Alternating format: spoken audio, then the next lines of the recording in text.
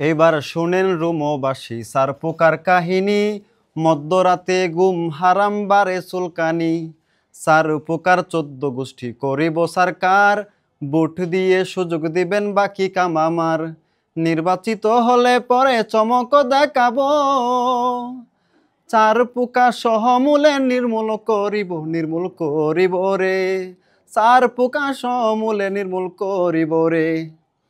যখন শিক্ষার্থীদের কাছে ভোট চাইতে গিয়েছি, শিক্ষার্থীদের একটা দাবি ছিল যে ছারপোকা নিধন করার। সেই প্রেক্ষিতে আমার ইস্তেহারে এটা আমি রাখি এবং সেই ইস্তেহারটিকে আমি গানে গানে জারি গানের মাধ্যমে যখন আমি হল গ্রুপে এটাকে প্রকাশ করি, তখন শিক্ষার্থীদের মাঝে মাঝে একটি আলাদা আস্থার জায়গা সৃষ্টি হয়।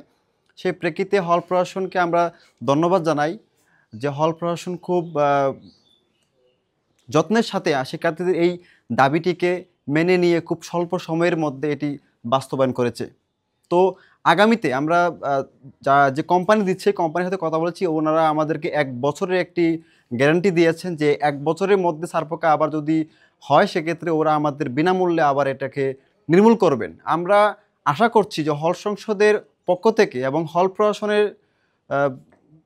প্রশাসনের মাধ্যমে হল প্রশাসনের সহায়তায় প্রতি 1 বছর পর পর আমরা ছারপোকার মেডিসিন দিব। সেক্ষেত্রে আমাদের হলে সেকেন্ড টাইম ছারপোকা হবে না এবং আমরা অলরেডি একটি প্ল্যান করেছি যে প্রতি মাসের শেষ সপ্তাহে আমরা ক্লিনিং ডে মাধ্যমে আমরা পুরো হলকে ক্লিন করব।